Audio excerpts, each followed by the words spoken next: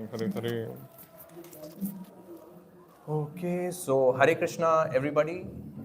Hare Krishna. So today we will discuss something that's related to what's going to happen in the next few weeks. So, as you all know, next week, Tuesday, is Balram Purnima. And then following that, the following Tuesday is Sri Krishna Janmashtami. The day after that is the appearance day of Srila Prabhupada. And then after that is the following fortnight is Sri Radhashtami. So we will discuss those pastimes. Oh, okay, that's all right. No problem. That's okay. Okay, so looks like our markers are dry, so we can't get the verse up. But we will be discussing from Srimad Bhagavad Gita as it is, chapter number 4, verse number 9. So if you would like to get that out on your phone, you can follow through. And you can repeat after me. So, Janma Karma Cha Me Divyam Evam Yo Veti Tattvataha Tyaktva Deha Punarjanma Naiti Mameti Swarjuna Janma Karma Cha Me Divyam Evam Yo Veti Tattvataha Tyaktva Deham Punarjanma Naiti Mameti Swarjuna Janma Karma Cha Me Divyam Evam Yo Veti Tattvataha Tyaktva Deham Punarjanma Naiti Mameti Swarjuna. Would anyone else like to recite this verse? Janma Karma Cha Me Divyam Evam Yo Veti Tattvataha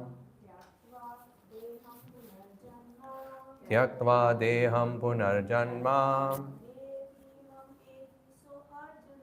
Naiti Mameti Swarjuna. Anyone else? Jarma Karma Cha Me Divyam Evam Yo Veti Tattvataha Tyaktva Deham Punarjanma Naiti Mameti Swarjuna. Anyone else? Okay. So, Janma, birth. Karma, work. Cha, also. Me, of me. Divyam, transcendental. Evam, like this. Ya, anyone who. Veti, knows. Tatvataha, in reality. Tyaktva, leaving aside. Deham, this body. Punaha, again. Janma, birth. Na, never. Eti, does again. Mam, onto me. Eti, does attain. Saha, he. Arjuna, O Arjuna. So, translation and purport by His Divine Grace, A.C. Bhaktivedanta Swami Srila Prabhupada Ki Jai. One who knows the transcendental nature of my appearance and activities does not, upon leaving the body, take his birth again in this material world, but attains my eternal abode, O Arjuna. Purport. The Lord's descent from his transcendental abode is already explained in the 6th verse. One who can understand the truth of the appearance of the personality of Godhead is already liberated from material bondage, and therefore he returns to the kingdom of God immediately after quitting his present material body. Such liberation of the living entity from material bondage is not at all easy. The impersonalists and yogis attain liberation only after much trouble and many, many births. Even then, the liberation they achieve merging into the impersonal Brahmajyoti of the Lord, is only partial, and there is a risk of returning to the material world. But the devotee, simply by understanding the transcendental nature of the body and activities of the Lord, attains the abode of the Lord after ending his body and does not run the risk of returning to this material world. In the Brahma Samhita 533, it is stated that the Lord has many, many forms in incarnation. Advaitam, Achyutam, Anadim, Ananta Rupam. Although there are many transcendental forms of the Lord, they are still one and the same personality of Godhead. One has to understand this fact with conviction, although it is incomprehensible to mundane scholars and empiric philosophers. As stated in the Vedas, Purusha Bodhini Upanishad, Eko Devo Nitya Leela Anurakto Bhaktya Vapi Hridi Antaratma. The one Supreme Personality of Godhead is eternally engaged in many, many transcendental forms in relationships with his unalloyed devotees. This Vedic version is confirmed in the verse of the Gita personally by the Lord.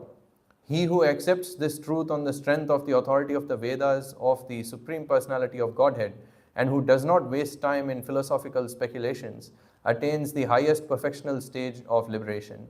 Simply by accepting this truth on faith, one can without a doubt attain liberation. The Vedic version, Tattvam Asi, is actually applied in this case. Anyone who understands Lord Krishna to be the Supreme, or who says unto the Lord, you are the same Brahman, the personality of Godhead, is certainly liberated instantly, and consequently his entrance into the transcendental association of the Lord is guaranteed. In other words, such a faithful devotee of the Lord attains perfection, and this is confirmed by the following Vedic assertion. Tam eva viditvati mrityumeti nanya pantha vidyate anaya. One can attain the perfectional stage of liberation from birth and death simply by knowing the Lord, the Supreme Personality of Godhead, and there is no other way to achieve this perfection. From Shvetashvatara Upanishad 3.8. There is no alternative means that anyone who does not understand Lord Krishna as the Supreme Personality of Godhead is surely in the mode of ignorance, and subsequently he will not attain salvation, simply so to speak, by licking the outer surface of the bottle of honey, or by interpreting the Bhagavad Gita according to mundane scholarship. Such empiric philosophers may assume very important roles in the material world, but they are not necessarily eligible for liberation. Such puffed up mundane scholars have to wait for the causeless mercy of the devotee of the Lord. One should therefore cultivate Krishna consciousness with faith and knowledge, and in this way attain perfection. Om Ajnanatimrandhasya Jnananjanashalakaya Chakshurunmilitam Yena Tasmai Shri Guruve Namaha Shri Chaitanya Manobhishtam Sthapitam Yena Bhutale Swayam Rupakadamayam Dadati Swapadantikam Vandeham Shri Guru Shri Utapadakamalam Shri Gurun Vaishnavamscha Shri Rupam Sagajatam Sagana Rahunatan Vitam Tam Sajivam Sadvaitam Savadutam Parijana Sahitam Krishna Chaitanya Devam Shri Radha Krishna Padan Sahagana Lalita Shri Vishakhan Vitamscha He Krishna Karuna Sindhu Dina Bandho Jagatpate Gopesh Gopika Kanta Radha Kanta Namostute Tapta Kanchana Gaurangi Radhe Vrindavaneshwari Vrishbhanusute Devi Pranamami Hari Priye Vancha Kalpa Tarubhyascha Kripa Sindhubhyai Vacha Patitanam Pavanebhyo Vaishnavebhyo Namo Namaha Mukam Karoti Vachalam Pangum Langhete Girim Yat Kripatamaham Vande Shri Gurum Dinataranam Namo Vishnu Padaya Krishna Pristhaya Bhutale Srimate Bhaktivedanta Swaminiti Namine Namaste Saraswati Devi Gauravani Pacharine Nirvishesha Shunyavadi Pashat Deshatarine Jai Shri Krishna Chaitanya Prabhu Nityananda Shri Advaita Gadadhar Shri Vasadi Gaura Bhakta Vrinda Hare Krishna Krishna Krishna Hare Hare Hare Rama Rama Rama Hare Hare. So this verse is very important in Bhagavad Gita. In fact, it has one of the longest commentaries that Srila Prabhupada has given, as you would have seen. And what is this verse talking about? So this verse is saying that one who knows the transcendental nature of my appearance and activities does not, upon leaving this body, take his birth again in this material world, but attains my eternal abode, O Krishna. So Krishna is saying that we have to understand his appearance and his activities. If we don't understand his appearance and activities, then there is every risk that we will fall down into this material world. Why is that the case? Like, how does it logically make sense? So, and what is the implication of this? Does this mean that now we all go and we just read Bhagavad Gita or we read Bhagavatam, and then once we memorize that chapter of how Krishna appears, then we are guaranteed to go back home, back to Godhead? Well, not so. Srila Prabhupada has hinted to a few things here, explaining how we can actually know Krishna in truth and how we can really know Krishna in full. First of all, we have to understand what does Krishna mean here actually. So Krishna says, Janma karma cha me divyam. So Krishna is saying that my janma means birth, and karma means activities. So Krishna is saying that my birth and my activities are both divyam. Now what is the meaning of this divyam? Divyam, the translation that is given here is transcendental. Now, transcendental may seem like a very theoretical word, but what does it mean in reality? So, transcendental actually means there are a few different meanings of transcendental. One of the meanings of transcendental is that it is incomprehensible. It is beyond our understanding. So, basically, while reading Krishna's birth and activities, we have to come to the conclusion that it is impossible for us to understand how Krishna takes birth. So now this might feel like a very weird statement. Like on one hand, you're saying that we have to read everything about Krishna's birth and appearance. And at the other hand, we have to become convinced that it is impossible for us to understand.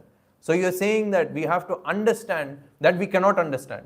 Now this seems like a very ridiculous statement. But actually it's not so. Actually it makes more and more sense.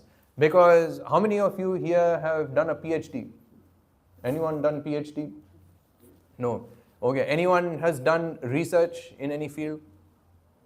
No one has done research either. Okay. So, for example, let's just take some topic. Let's say you take quantum mechanics, right? Does everyone know what is quantum mechanics? Does anyone not, know what is quantum mechanics? Very good.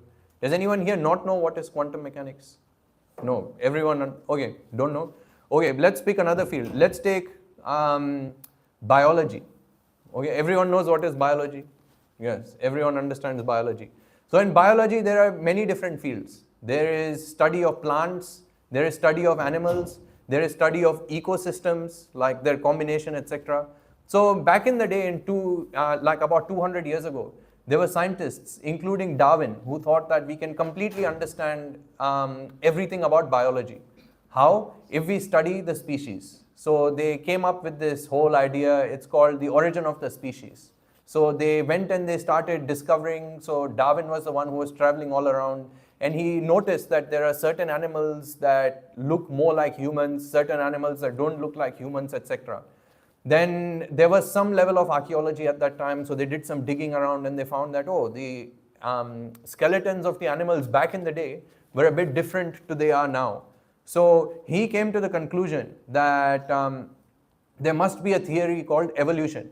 So he said that what happens is that you have a little bacteria, and that bacteria would convert into an organism like an insect, and then that insect would eventually convert into like a tree or a fish, and then that fish would slowly crawl out of the water, and then it would become like an amphibian, and then that amphibian would become a reptile, and then that reptile would become a mammal. So he came up with this theory. Now it's a very big speculation, and in fact it was the running theory for the time being. But as time went by, the scientists came to realize that actually this is not the case, because if you don't have the same number of chromosomes, you cannot reproduce. So how is it possible that an organism that only has one chromosome can eventually become an organism which has 46 chromosomes? So they realized that actually this whole theory of evolution does not really make too much sense. So nowadays there is extensive research that is going on where they are trying to either prove or disprove evolution. They're trying to find out whether this theory of evolution is true or not. And you can do your PhD on one protein that exists in the cell. You can do your whole PhD on that. And even then, if you ask the person who's doing the PhD, he will say that I actually don't know much about this protein. Whatever little I know, I have published about this one single protein. And the way it interacts with other proteins and the way it exists, how it came into being, they would say, I have no idea at all. So generally speaking, scientists are very, very limited in their understanding. So does it mean that all of his education, where he was studying science, where he was trying to study and trying to understand this whole scientific theory, is that a waste of time? No, that was all very much necessary. But what conclusion did he come to at the end? Ultimately, he came to the conclusion that you cannot know science in its entirety. You cannot even know about one single protein in its entirety. So how can we be so foolish that we think that if we read Krishna Katha, that we will understand everything about Krishna? Krishna is the Supreme Personality of Godhead. Krishna is explained as Satyam Param Dhimahi. Krishna is the one who is the one who existed even before this universe was. He's the one who created the whole thing. So how is it possible for us to understand even a fraction of his pastimes? So actually, to understand Krishna's pastimes is very, very difficult. Why? Because whenever Krishna performs any activity or any action that he performs it with a particular purpose. But not just one purpose. He performs any action with many different purposes. Now, I'll give you an example. So let's say we take the pastime of the appearance of Lord Ram. I'm not talking about Lord Balaram and Lord Krishna and Radharani because they will be discussed when the subsequent festivals arrive. So I will take Lord Ram because Lord Ram's appearance day has already gone by. So let's take Lord Ram. So what was the reason that Lord Ram appeared in this material universe? So actually the Acharyas have quoted at least 100 different reasons why Lord Ram has appeared in this universe.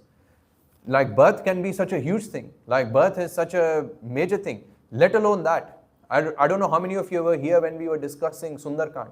When we were discussing Sundarkand, there was an incident where Mother Sita was sitting in the Ashoka Vatika and Ravana came to see her. And at that time, Sita takes one blade of grass and she puts a blade of grass in front of her, in between her and Ravana. For that activity itself, for that action itself, there were 100 different explanations that were given by the Acharyas. That why Sita put a blade of grass in between her and Ravana at that time. 100 different explanations for just one simple act like that. So you can imagine that the birth of Krishna or the appearance of Krishna, that itself is going to have thousands and thousands of reasons why Krishna appeared in this material world at that particular time for these particular people, etc. So it seems to be like a very, very difficult concept to understand. So let's go back to the appearance of Lord Ram. So Lord Ram, it is said he appeared, the most superficial cause that we see why Lord Ram appeared is because Ravana was born and Kumbhakarna was there and all of the demigods were under constant terror. So all of them approached Lord Brahma and they said that something needs to be done about him. So Brahma, including the entourage of all of the demigods, they go to Lord Brahma. They go to Lord Vishnu and they request him to appear in this material world. So that is given as one reason why the Lord appeared. Now there are many other reasons also why the Lord appeared. It is said that once upon a time there were some demons. Now this is a very interesting story. You may or may not know this one. But once upon a time there were some demons. And these demons were performing a lot of austerity and lots of sacrifices. Why were they performing these? Because they wanted to become immortal. Like everyone wants to become immortal. But they wanted to become immortal in their very own bodies. So then at that time, they prayed to Lord Brahma. And Lord Brahma came in front of them and he said that, actually it's difficult for me to grant you this benediction because I myself am not immune from death. But he said, I can award this condition on one cause. He said that no one will be able to kill you or no one will be able to destroy you until you try to separate Vishnu from Lakshmi. So the demons, they thought, okay, well, that's fine. We are pious. So we will keep this in mind and we will not try to separate Vishnu and Lakshmi. So having said this, it is said that these demons were born into the kingdom of Ayodhya. And when Lord Ram came back after the war and after taking Mother Sita back, so then at that time it is described that there was one washerman, and that washerman wanted to he was casting a doubt on the character of Mother Sita. And actually, if you read the Mahabharata if you read the Ramayana in the commentary, it is said that it was not just one washerman. Actually, this whole rumor and this whole gossip was going on throughout the, at least among a certain group of people in the kingdom. So then Lord Ram decided that, okay, well, if I am to preserve my name and my reputation, if I have to rule, then I have to separate Mother Sita from myself. So then Lord Ram decided to separate himself from Mother Sita, and Mother Sita was dropped off into Valmiki's ashram. And as soon as that happened, those demons who took birth in Ayodhya and who were the ones who were trying to separate Vishnu and Lakshmi, they were the ones who actually eventually fell down to the hellish planets. So this was one of the other reasons that is given by the Acharyas as to why Lord Ram appeared, because Lord Ram had to fulfill this purpose also. Lord Ram also appeared to deliver Ahilya. Now all of you know Ahilya also. Ahilya was turned into a stone because she was immoral towards her husband. So Lord Ram came to deliver her. Lord Ram came to deliver the sage Sharabhanga. Lord Ram came to deliver Shabari. He came to deliver so many devotees.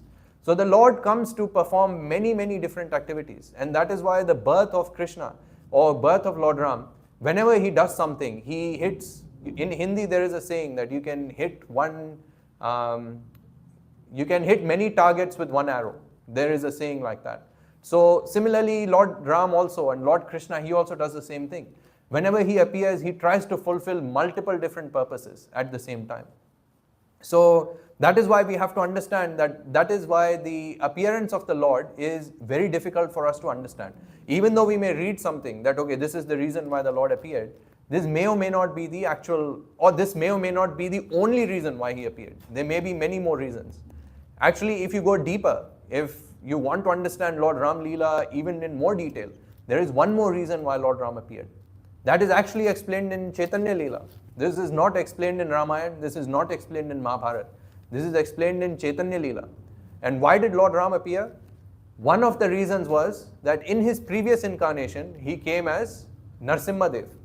And when he came as Narsimhadev, at that time, after he killed Hiranyakashipu and stuff, at that time he took Prahlad Maharaj and he kept Prahlad Maharaj in his lap. So when he kept Prahlad Maharaj in his lap and he started licking Prahlad Maharaj felt intense ecstasy. He was so happy and he was so ecstatic. So then when he became so ecstatic, Narsimhadev was thinking that, why is he getting more ecstasy than me? So he thinks that maybe in Vatsalya Bhav or maybe in the form of a child, the child gets more ecstasy than the parent.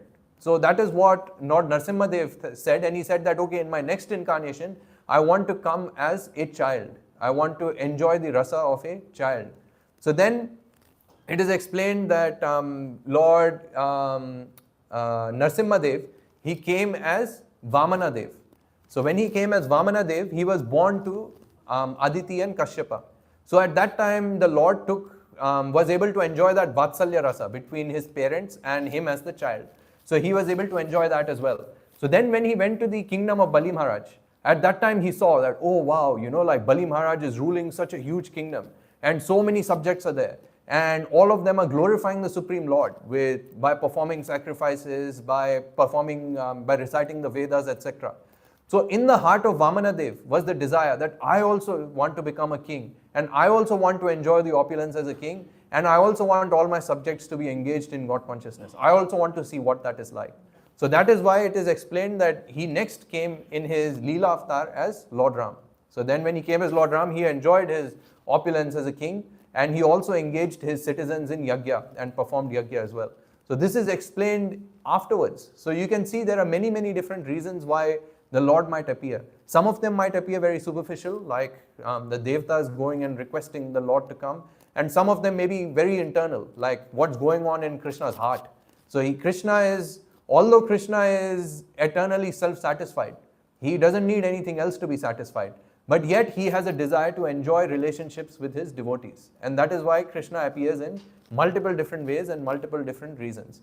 So you can see that here we can understand that the reasons why the Lord appears may be extremely difficult for us to understand. It's not just one normal birthday. Like for us, we are forced to take birth. Like when our karmas and when our desires align, then we are forced to quit our body. It's not that anyone wants to quit their body, but they are forced to quit their body at the time of death. And then they are forced to take birth also.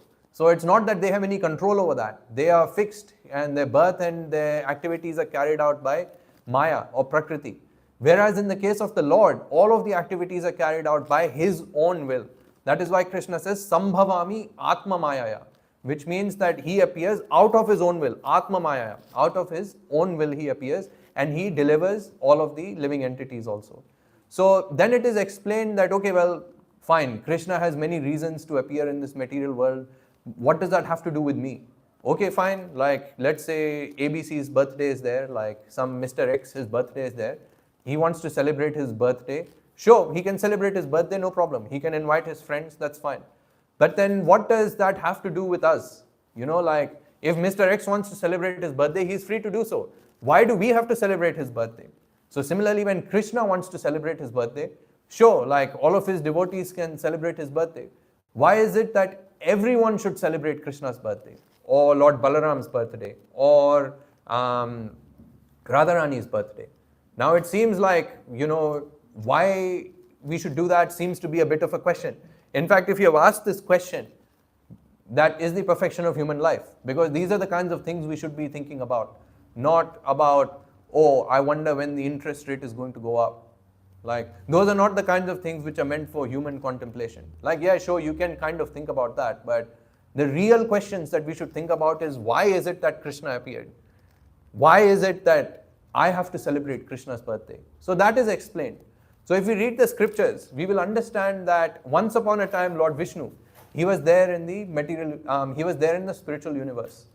While he was there in the spiritual universe, he saw that all of the devotees and all of the Lakshmis were serving him with great opulence. So there are 3 forms of Lakshmi. Does anyone know what are the 3 forms of Lakshmi Devi that serve him in Vaikuntha? Shri Devi, Bhu Devi. There Shri Devi is Lakshmi, Bhu Devi is Mother Earth. Yeah, and there is another one as well, who is actually considered to be a partial expansion of, or the most intimate expansion of Radharani. No, not Mahalakshmi. Actually, it's Neela Devi. So if you read Madhvacharya's commentaries, he explains that the way he describes Neela Devi is very similar to the way Radharani is described. So Neela Devi is the third one. So Neela Devi was there. So he's being served by 3 different Lakshmis in Vaikuntha. So he has all the opulence that he can exist, that he can have. Plus, when Krishna in Vaikuntha, when he looks around, he is surrounded by millions and millions of devotees who are singing his praises, who are glorifying him, and who are ready to come and do massage to his feet, ready to do massage to his shoulders, his arms, etc. They're all ready to serve him. They're all standing there with folded hands asking him for directions. What should we do next? But the Lord, when he sees all of this, he is still a bit sad. Why is he sad? The reason he's sad is he's not thinking about the devotees who are already present. He's thinking about the Atmas or the Jivatmas who have not surrendered onto him and who are not present in this Vaikuntha. So he thinks that even these Atmas and even these spirit souls are meant to serve me. So they should be here with me also in the spiritual world. So then what does Krishna do? He notices that these living entities, they're just floating around here and there because they wanted to rebel against Krishna and they did not want to serve him. So that is why they're not there in Vaikuntha. They're like an angry child who gets angry with the parents and then they just leave, like I'm going, etc. So they've just left Vaikuntha and then they're rotting somewhere. So then Krishna feels extreme pity on these souls. And when he feels extreme pity on these souls, he creates this whole material universe that, okay, I'll create this material universe. These souls, they want to do some activities. So I will give them a body, I will give them a mind, I will give them intelligence, I will give them senses, etc. And by using these, they can come back to me and then they can serve me here in the spiritual world and be eternally happy. So that is part of Krishna's plan. But then Krishna notices that what he has done is just like, if you imagine a scenario, there is a person who is stranded on an island, right? And there is a vast ocean in front of him. And what do? You give him a boat. Now what will happen? The person will climb onto the boat and he has to cross this ocean and come to the other side of the ocean. So now he'll climb on the boat. What will he do? Can't do anything, because you can sit on the boat and then as you try to swim and as you try to ride the boat, it will get blown away by all of the winds and all of the waves, etc. So then Krishna notices that actually just by giving them a body and just by giving them intelligence and all of these things, it's not going to work. So he says, I need to give them a paddle also. You know paddle? The one that you use to ride the boat. Yeah. So what is that paddle? That paddle comes in the form of instructions. So then he gives us the Vedas. So in the Vedas are the instructions for how to get along, and he gives you that. So he gives you a paddle and he gives you a steering wheel in that. How many of you have seen that in like sailors, they ride that steering wheel in the ship? So yeah, same like that. So Krishna gives you that on the boat also. Okay, fine. Now you come in the form of instructions. But that is also a problem, because although now they have a paddle and also they have a steering wheel, they don't know where to go. Like you can give people all of these things, but they may be going in a circle. And that's what happens with the Vedas. You can give people the Vedas and you can ask them, what is the purpose of the Vedas? Why should we read the Vedas?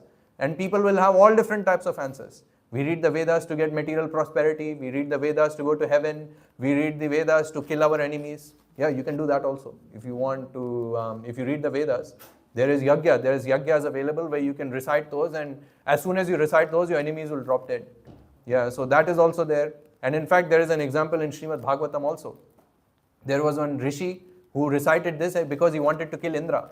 So he wanted to create a demon, and he created Vritrasura in that case. So all of these things are there in the Vedas. So people get caught up with all of these things.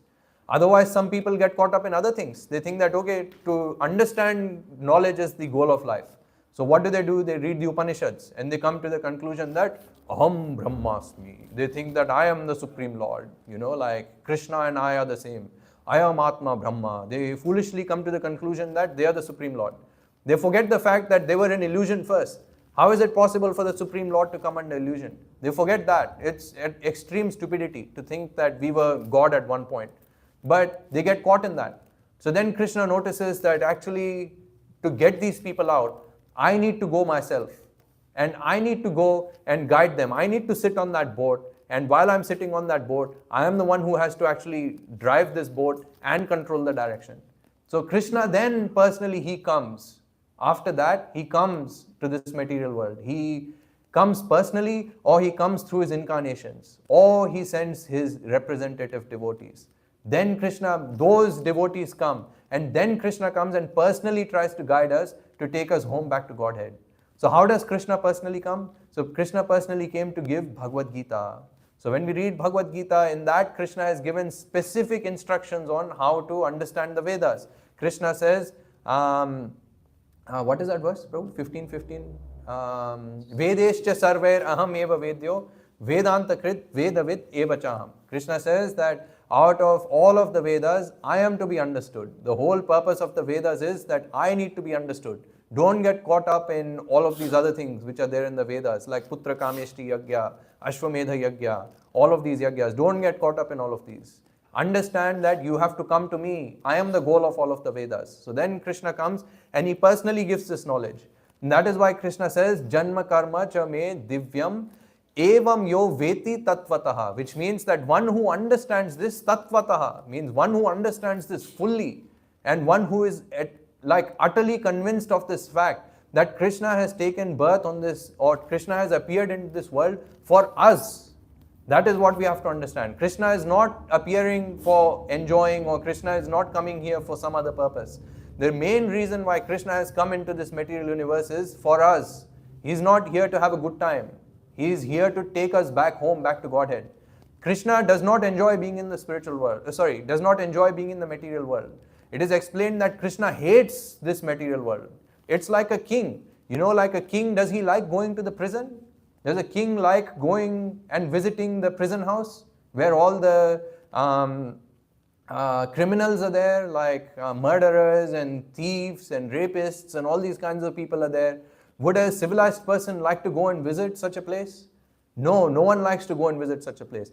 Yet, Krishna, out of his extreme mercy for the fallen living entities, he comes into this material world to deliver us, to give us an opportunity to go back home, back to Godhead. That is why Krishna's appearance and activities are divyam, they are transcendental. That is why Krishna says, evam yo veti tatvataha. We have to understand it as it is. That is why it is explained that to understand that Krishna has come for us, how can we understand that Krishna has come for us? The only way we can understand that Krishna has come for us is if we follow his instructions. So if we follow the Shastras and if we follow the rules and regulations that Krishna has given, then we will see how Krishna is so merciful that he has given us these instructions. Why? Because when you follow these instructions, you will see that your life will improve. So much so that you will not even recognize who you were in your previous life. Like we know many devotees who come for Harinam, and maybe you all guys can also attest to this, like your life before devotional service and after devotional service is completely different. It's almost like taking a new birth. That's why a person who has entered into Krishna consciousness is known as a Dvija. Dvija means one who has taken a second birth. So when someone comes into Krishna consciousness, one's life becomes so purified that you won't be able to identify with your previous life. That is why Krishna comes for us, and he wants us to experience this eternal happiness and eternal bliss that we can get in Vaikuntha. So to give us a taste of that, he tells us to follow certain instructions, like chanting the holy name, Hare Krishna, Krishna Krishna, Hare Hare, Hare Rama, Rama Rama, Hare Hare. So Krishna expects us to chant the holy names once, twice, 3 times, 4 times, how many ever times you can chant. If you're a little bit more serious, you chant 1 round, you chant 2 rounds, 3 rounds, you try to chant 16 rounds. If you chant 16 rounds, you will see your life will take a U-turn after that, and you will see how much blissful this process of Krishna consciousness is, and you yourself will become eager to go back home, back to Godhead. Then all of the things like, diseases, old age, death, etc., all the things that everyone else fears, you will not fear at all, because you are completely freed from bodily attachment. And in fact, if that is not happening, then it means that we are not practicing Krishna consciousness properly. So we have to, these are the symptoms by which we see if we are practicing Krishna consciousness properly or not. Actually, I think 3 or 4 weeks ago, Trey was asking me this question, like, you say that Krishna consciousness is a science. How is it possible for Krishna consciousness to be a science? So I said, yes, there are certain symptoms you can see by practicing this process of Krishna consciousness. So in scientific experiment also, if you want to test a theory, what do? You experiment with it. There's a theory, someone comes up with a theory, you try out that theory and then you see whether this theory works or not. But to test that theory, you have to follow the rules and regulations which are given by the person who has created this theory. So similarly, with Bhagavad Gita also, you can take it as a theory. It's actually a law, but you can take it as a theory to try it out, see it, try it out, see how it goes. After you try it out, but the problem is you have to try it out properly according to the scriptures. You have to try it out the way it is meant to be tried out. If you take sodium hydroxide and instead of putting hydrochloric acid, you put H2O instead, you won't see a reaction. Nothing will happen. And you will say, oh, that science textbook is wrong. But actually the science textbook is not wrong. You mistook H2O and HCl and then you put H2O in there. That is why that's the problem. So if you follow the process correctly, then you will see the effects in your own lives also. That is why it is said that, and then when you start seeing the effects, you will actually become more and more grateful, and you will develop a sense of gratitude towards Krishna. You will say, thank you, Krishna, for bringing me on this path and showing me what real life actually is. Up until now, I was actually dead. I was not even living properly. So that is why then you can actually appreciate what Krishna consciousness is. So to actually appreciate Krishna's birth and appearance, to really genuinely appreciate with our heart, you actually have to follow the process a little bit. Try it out, try the process out, follow it, and then when you see changes in your life, then you will appreciate the one who has given you this process. Let's say you're suffering from a disease, right? Let's say you're suffering from some kind of cancer. And there is one doctor who comes with a new chemotherapy drug. And he says that, I have this new chemotherapy drug which can be used to cure this particular type of cancer that you have. You won't be grateful to the doctor until you have taken the medicine and you have used that medicine on yourself. When you use that medicine on yourself and you see that you're being cured, then you actually develop an appreciation for Krishna. So for that doctor. So similarly, we will also genuinely develop an appreciation for Krishna when we actually follow the process that he has given us. So in that spirit, we should approach the upcoming festivals which are coming. So Balram Purnima is coming, then Sri Krishna Janmashtami is coming as well, then the appearance day of Srila Prabhupada, which is very, very relevant to this verse that we are discussing, because Prabhupada is a Nitya Siddha. He is one of the devotees. When I was giving the analogy, I was explaining that Lord Vishnu has many, many devotees around him who are already serving him. And then there are some bad children who left him and who went away. So Srila Prabhupada is one of the types of devotees who are already serving Krishna. But still he also comes down in this material world. Why? Because he has compassion for the living entities. Because he is worried about the state of the living entities and he wants to deliver them from their hellish existence. So they come out of their own mercy. They come out of their own will to deliver us. And if we don't take advantage of their process that they have given us, then it's almost like an insult to them. And it's almost like we are very ungrateful to them. And as I was explaining last Wednesday, for all kinds of sins, you can do some kind of pashyatap. Pashyatap meaning like expiation. Like, let's say you've killed someone by mistake. Let's say you've killed a cow. You can perform some kind of remedy, and eventually like that sin of killing a cow can go away. If you have killed a brahmana, then also you can do some kind of yajna or something, etc., and you can get rid of the sin. But for ungratefulness, for ingratitude, for that sin, there is no punishment and there is no reformation. Sorry, there is only punishment and there is no reformation. Such ingratitude cannot be fixed in a person at all. So actually gratitude is something that we have to change ourselves. We cannot perform any kind of remedial activity to somehow bring about gratitude. So that is in our heart. And to genuinely develop gratitude towards the Lord, we have to first follow the process. If we don't follow the process, we won't be able to develop gratitude towards Him also. So having said that, I can see it's 8 o'clock, so I will finish there. If anyone has any questions or anything you'd like to share or any question you have, we can discuss now. Do you have any example of how you were suffering from the material world in your personal life? Yeah, generally I don't discuss personal issues here, but yeah, personally speaking, like we are all suffering since birth. Like I mean, like we go to, like when you're going through school and when we're growing up, etc., we suffer from all kinds of things. Like when you're in school, there's competition, like you're trying to compete with other kids, you want to be the best, etc. And you go through many other hard times also. Like there are some kids who think they're better than you, so they try to bully you, etc. Like I'm just speaking in very general terms. These may or may not be applicable to me, but everyone goes through difficult times. When you're in childhood, you go through difficult times.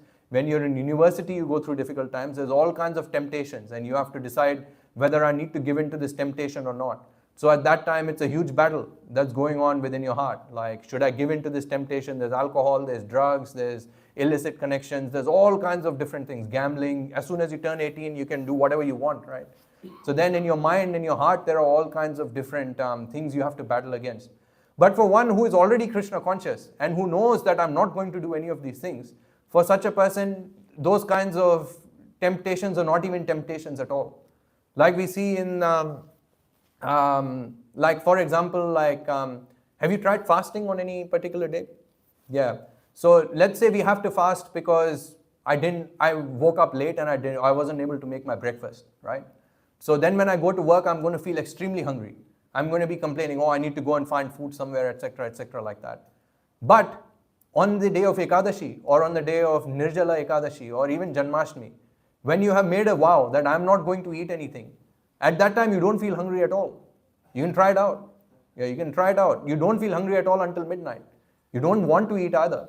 So once you make that vow and once you make that determination that I'm not going to eat and I'm not going to drink, any kind of temptation doesn't bother you. Whereas when you don't have a fixed goal, that is why Krishna says, Vyavasayatmika buddhi ekeha kuru nandana. So he says that if you have a one-pointed goal, when you have a one-pointed goal that I have to attain Krishna at the end of my life, then all of the other miseries or whatever is happening to you, they don't matter at all because you're worried about a higher goal. So then that is how we can say that all of the other miseries that happen in our life, they don't affect us as much. Yeah, because we have a much higher goal, that is to attain Krishna consciousness at the end of our life. So yeah, very good question and very practical actually. Yeah, it requires lifetimes of sukriti to even think about that and ask that question. So all glories to you for asking that question. Any other question or comments or anything you'd like to share or? No? So I guess we'll finish there. Srila Prabhupada ki jai. Vancha kalpatarubhyascha kripa sindhubhyai vacha patitanam pavanebhyo vaishnavebhyo namo namaha. So we'll have swing. First swing. So please be seated. We'll sing so if you want to start the bhajan, you Which one? No. No. Otherwise, on your phone, if you want to type a bhajan called Radhe Jai Jai Madhav Jai Jai. And then we'll sing that. So one by one we come. One devotee can come at the front. Maybe do afterwards for everyone. And you give 3 times you swing. And please be gentle because deities might come and walk with you. So be gentle. One person at the front. Give a swing 3 times. And then next person can come. And after that we'll do the arati as well. So if there's no volunteers, I can sing this bhajan.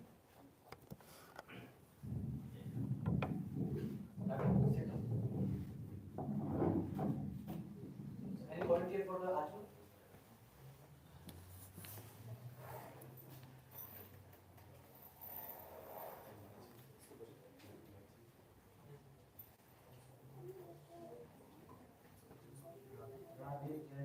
marga with right there.